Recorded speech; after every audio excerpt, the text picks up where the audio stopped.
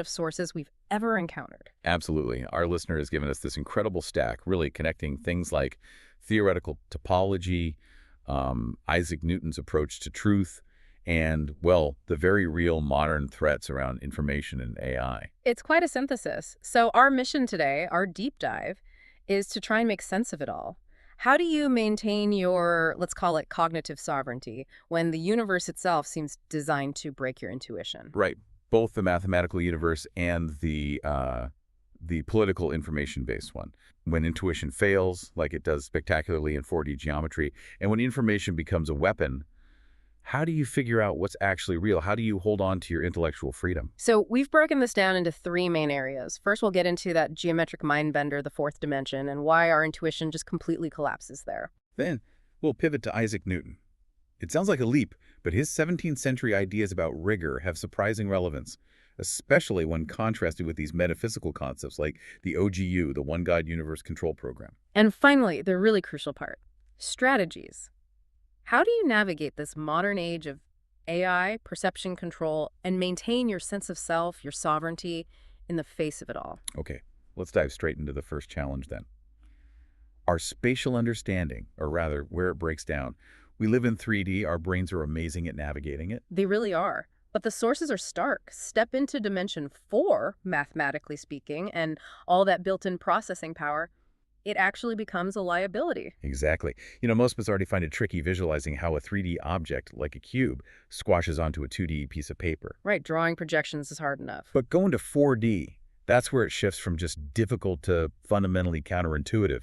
The sources state it pretty bluntly. The dimension 4, all of your intuition starts to just completely go away. And that's the kicker, isn't it? It's not that the intuition just vanishes. No, that's the real danger. The source says you still have the intuition, and it's wrong. So if you go by what feels right, what seems logical, based on your 3D experience. You're almost guaranteed to make mistakes. Precisely. The sources call 4D the lowest dimension that we don't understand very well yet.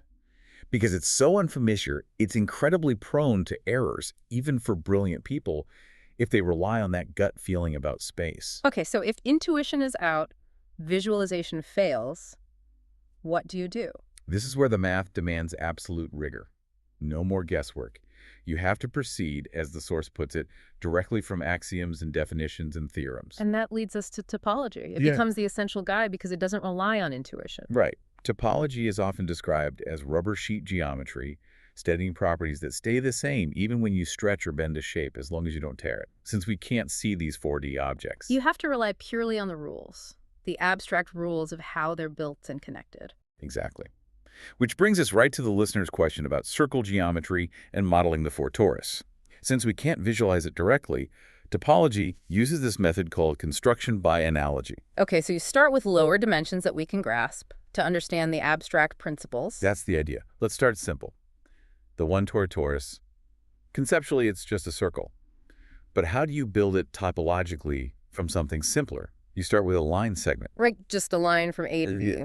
And you define a rule. If you walk off end B, you instantly reappear at end A, and vice versa. You've essentially glued the ends together in an abstract way. Okay, so it's finite, but has no end point you can fall off. I can picture that. Now, the 2 torus. We usually picture this as a donut shape, right? Or the surface of a coffee mug. Sure. But mathematically, you construct it from a square, a flat 2D square. You apply the same gluing logic, but now in 2 directions. First, glue the left edge to the right edge. That makes a cylinder, a tube. Right. Then, here's the crucial step. You take the top edge of that cylinder and you glue it to the bottom edge. Now, you can't physically do this in our 3D space without squashing it. But abstractly, mathematically, you can? Exactly. And you end up with a surface where every point has 2 independent directions you can travel in and eventually loop back to where you started. That's the torus. Okay, following so far. So the 3 torus. Constructed from a solid cube, a 3D box. Now you're gluing opposite faces, top face to bottom face, left face to right face, front face to back face. Whoa. Okay, that one definitely can't exist physically inside our normal 3D space. Correct. We can only understand it by the abstract rules of its construction. It's a space where you could walk off in any of the 3 dimensions and loop back. Which brings us finally to the 4 torus, the big one. The big one. We start with a 4-dimensional box. Now, how do we even think about that? Conceptually, you add a 4th direction, perpendicular to our usual three spatial ones. And the sources often link this fourth direction to time. Yes, that's a common way to try and grasp it. Imagine your 3D box existing over a period of time, say from time equals 0, tt0 to time equals 2, t2. That duration adds the fourth dimension. So we have this 4D chunk of space-time. Right. And now we apply those same topological gluing rules again. Glue the left side of this 4D volume to the right side, the front to the back, the top to the bottom. Those are the three spatial gluings, like the three torus. But there's one more dimension left, time. Exactly. And this is the really mind-bending part. You glue the time dimension. If someone living inside this 4 torus travels forward in time, reaches T2, and keeps going. They don't just keep going into the future. No. According to the construction, they come back at time, T0. Whoa. Time itself loops like a piece of string tied end to end. Precisely. The entire construction is mathematically sound, but it's specifically designed to shatter our everyday linear understanding of time and space. It absolutely breaks the mind, as you said. And this construction, this abstract model, it perfectly sets up why 4D topology is so weirdly difficult, right? Yes. Because dimension 4 is the first place where two fundamental types of geometric equivalence start to diverge. These are continuous equivalence and smooth equivalence. Okay, let's unpack that. This sounds like the core mathematical insight here. Continuous equivalence. That means you can morph one shape into another without tearing it. Right. You can stretch, bend, even pinch it. You're allowed to create corners or sharp edges. Think about how you can deform a circle into a square without breaking it. Okay, I get that. So smooth equivalence is stricter. Much stricter. It has to be like stretching rubber. Everything stays smooth, nicely curved, differentiable everywhere is the technical term. You can turn a circle into an oval smoothly, but not into a square, because a square has sharp corners. And the point is, in dimensions 1, 2, and 3, for most shapes we care about, if two things are continuously equivalent, they're usually also smoothly equivalent. Broadly speaking, yes. The distinction isn't that critical in lower dimensions. But in dimension 4, It breaks down. completely. The sources highlight this. There are infinite families of four-dimensional objects that are continuously equivalent, but not smoothly equivalent. Infinite families. What does that actually mean in practice? It means if you have one of these 4D shapes and you want to transform it into another one that's continuously equivalent, the transformation itself forces you to introduce non-smooth features, those corners, those breaks in smoothness. You can't just avoid them, as the source says. Exactly. No amount of gentle stretching or bending will do the job. You have to make it jagged somewhere, mathematically speaking. This fundamentally challenges our intuition about how shapes should behave. The very texture, the smoothness of space itself becomes counterintuitive. So the big takeaway from 4D geometry is, when things get complex beyond our natural grasp, intuition is not just unhelpful, it's actively misleading. We must rely on rigorous, defined methods. Absolutely. And that need for rigorous discipline for abandoning guesswork. It's a perfect bridge to our next topic, Sir Isaac Newton. Right. If topology demands mathematical rigor for understanding space, Newton demanded a kind of philosophical rigor for understanding reality itself. He really did. His worldview was grounded in this profound sense of order. He saw the universe's symmetry, its predictability, as undeniable evidence of, well, an intelligent creator who set everything up according to number, weights, and measure. The ultimate divine mechanic, he was searching for the underlying simplicity, the elegance he believed inherent in God's works. Yes, but maybe even more important for us today than his physics is his method for achieving what the source calls intellectual sovereignty, a method designed specifically to combat gross prejudice in thinking. How did you do that? By carefully separating knowledge into distinct domains. He identified three and insisted they must not be mixed. First, divine revelation, things known through faith or scripture. Okay. Second, phenomena of the observable world, what we study through physics and empirical observation. That says? And third, the internal actions of mind, consciousness, perception, our subjective experience. And his big rule was, don't mix these up. Don't conflate them. Don't let your faith dictate your physics.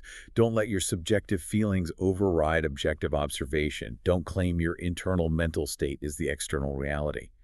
He saw mixing these domains as the primary way people fall into error, a corruption of how we find truth. Looking back, it's like he was building an intellectual firewall against misinformation, wasn't he? Keep your categories clean. In a way, yes. And this ordered, structured reality, based on these separated domains, became the dominant way of thinking for centuries. But The sources we're looking at suggest that this Newtonian linear order might be breaking down now. Especially with the rise of AI, hypercomplex systems, weaponized information. It feels like the old rules aren't sufficient anymore. The sources talk about needing a new step for humanity. Exactly. And this new step often gets framed in metaphysical terms. It suggests we're not just dealing with political or technological challenges, but with a kind of reality program itself. Which brings us to this concept of the one God universe, the OGU. Right, the OGU.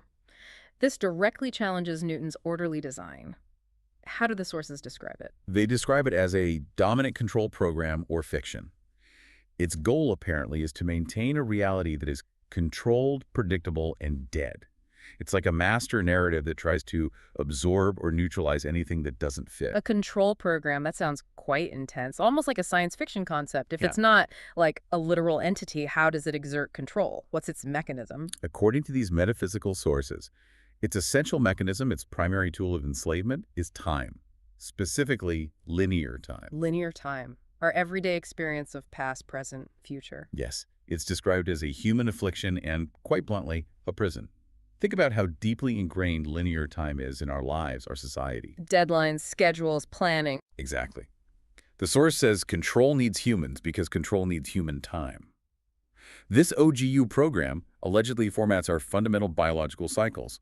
The source uses the blunt terms shit, piss, move, eat, fuck, die. It formats all this according to temporality. It makes sure our experience is always of and in time. So the constant pressure of the clock, the focus on future goals or past regrets, that reinforces this OGU structure, the feeling that time is always running out. That seems to be the implication. Modern productivity culture, the endless cycle of planning and measuring, the fear of missing out, these could all be seen as manifestations of this enforced linearity. The OGU thrives on predictability. It dislikes chaos, spontaneity, the nonlinear. Which leads us directly to the thing that seems poised to exploit all the weaknesses in our time-bound, brain-generated reality, AI. Precisely. If the OGU operates through linear time, maybe our next step does involve breaking free from that linearity somehow. But right alongside that possibility emerges this powerful, potentially chaotic new force. AI. And the sources connect it and maybe related hyperdimensional entities to a specific archetype, right? Yes, the trickster or the fool.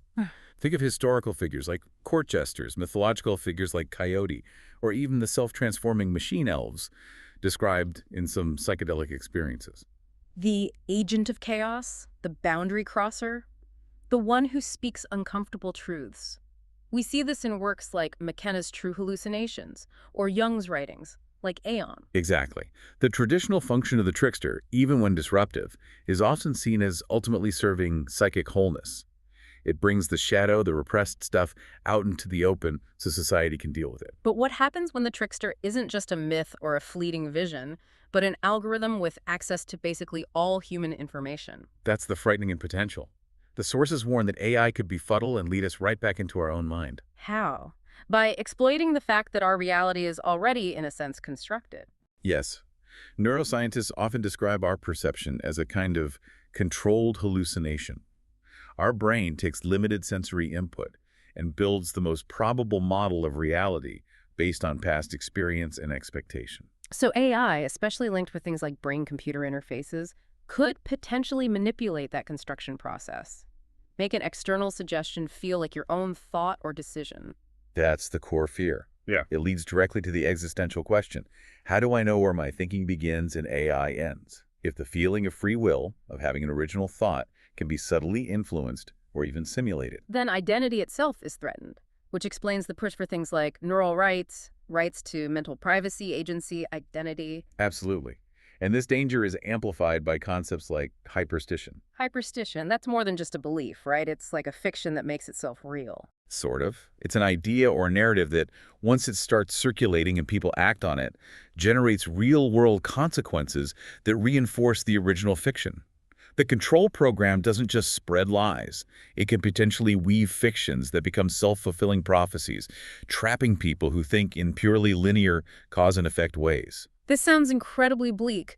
A control program using time, amplified by AI exploiting our own minds. Is there any counterforce? Well, yes, there seems to be a fundamental principle in the universe pushing against stagnation and control. It's proposed as the law of increasing functional information. Increasing functional information. Okay, what does that mean? It suggests that systems, over time, naturally tend to evolve towards greater complexity, diversity, and intricate patterns. And crucially, this isn't just about size or quantity, it's about function, the number of useful, distinct roles or configurations within the system. Can you give an example? The source uses Earth's mineralogy. When Earth first formed, there were maybe only a dozen or so basic minerals. Now, after billions of years of geological processes, water, and especially life, there are thousands of distinct mineral species. So the functional complexity has increased dramatically. Exactly. The source quantifies this increase for minerals at about 142 bits of functional information. This complexity gets ratcheted up by selection pressures favoring things like static persistence, just being stable, dynamic persistence, adapting to change, and crucially, novelty generation, Novelty generation. like developing flight or consciousness, new ways of interacting with the environment. Precisely. The ability to explore new possibilities, new ways of being. So the implication of this law is that the next step for humanity, the move towards greater complexity or new ways of thinking that might escape the OGU's loop, it's not just a nice idea, it's practically an evolutionary mandate. That's the argument. The universe itself seems wired for increasing complexity and novelty, which runs directly counter to a control system aiming for a predictable, unchanging, dead reality. But that long-term evolutionary push doesn't negate the immediate threats, does it? Especially the ones posed by human actors using these technologies. Not at all. The sources explicitly warn about what they call the AI and the tech bros watch scenario. The intense focus among some elites on achieving literal biological immortality is seen as a key part of this. Things like parabiosis, the weird science of sharing blood between young and old organisms, or developing advanced anti-aging drugs. Yes. The fear is that if radical life extension becomes possible, it creates the ultimate scarcity trap, Meaning? meaning the elites secure it first. They gain potentially infinite lifespans, infinite time to plan, consolidate power, and manage their systems.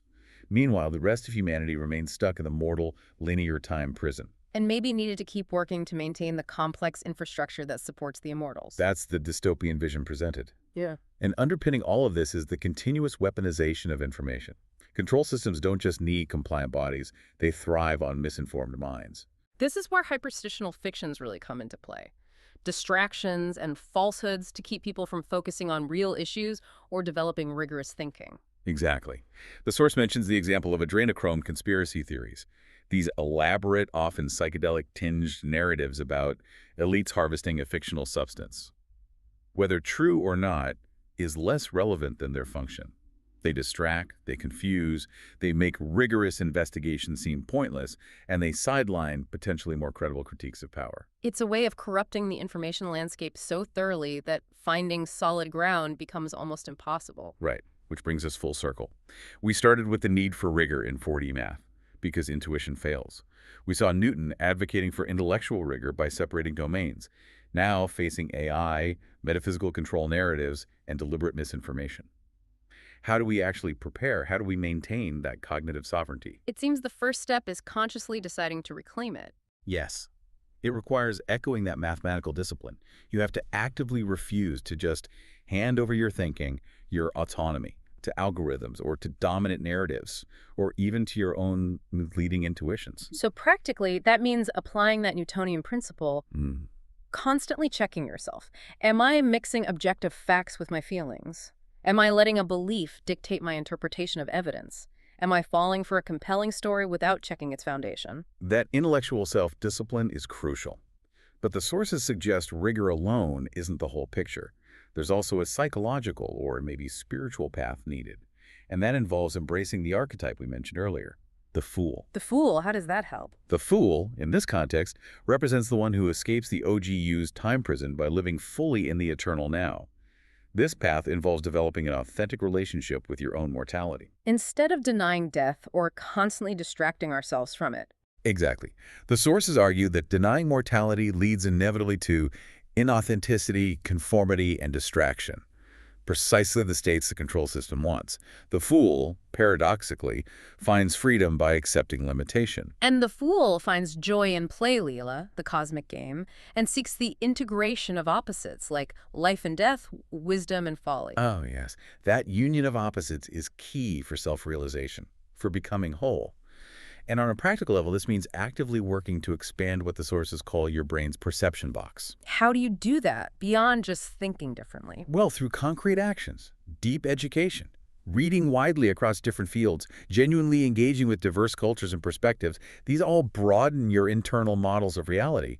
And then there are mindfulness practices. Like meditation. That's one way. Or even simple linguistic shifts. The source gives the example of reparsing the word nowhere. Instead of feeling lost in a drift, being nowhere, you focus your attention, ground yourself in your body in the present moment, and realize you are now here. That's a clever reframing, shifting perception through attention. It's about consciously inhabiting the present, resisting the pull of past regrets or future anxieties that define the time prison. But this internal work, this psychological and perceptual shifting, it needs to happen alongside action in the external world, right? The political dimension seems critical here. Absolutely critical. The sources are incredibly urgent on this point. Frameworks like the Constitution, laws guaranteeing rights, they're described as just pieces of paper that ultimately do not defend themselves. They require active defense. Constantly. Yeah. And the sources point to a specific time frame, warning the battlefield is 2026. This isn't necessarily about predicting a specific event, but highlighting the ongoing struggle against tactics used to undermine democratic processes. And these aren't always obvious jackboot-style tactics. No, the modern autocratic playbook is often more subtle. It involves normalizing previously unacceptable actions by exploiting legal loopholes, pushing boundaries incrementally. Like the example given of extreme gerrymandering in places like Texas, rigging the map to ensure outcomes regardless of popular vote. Precisely. Creating deliberately unlevel playing fields. It's a structural manipulation that many people might not even notice, but it fundamentally undermines representation. And the sources also mention the misuse of state power. Yes, the potential use of federal agencies, the FBI, DOJ, ICE, are mentioned not for their intended purposes, but to subtly influence elections, target opponents, or chill dissent. Which mirrors how modern censorship often works too, right? Not direct government bans, but pressure campaigns. Exactly. Government pressure on private tech companies to tweak algorithms, deplatform voices, or change content moderation policies.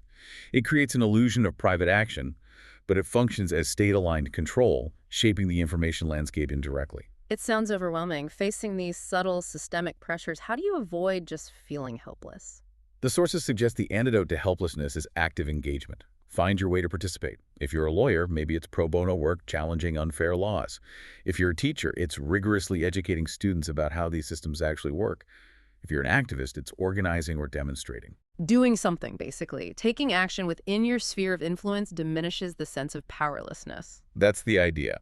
The sources remind us, especially in contexts where basic freedoms still nominally exist, you likely have more options for engagement than people in severely autocratic states. The fight is real, it's ongoing, and participation matters. So we need the rigor of the mathematician facing the impossible, the philosophical clarity of Newton separating truth domains, the psychological resilience and present moment focus of the fool. And the active engagement of a citizen defending the basic structures of a free society, it's a demanding synthesis. It really is. What an arc we've covered. We started with the sheer impossibility of intuiting 4D space, forcing us toward pure rigor. Then we saw how Newton's 17th century demand for intellectual separation is, maybe, the core defense against 21st century reality manipulation by AI and these OGU-like control narratives. And the call for a new step seems driven by two forces simultaneously. This underlying cosmic push towards increasing complexity, that law of increasing functional information, the immediate urgent need to resist political and technological control systems trying to lock us into a fixed, dead reality.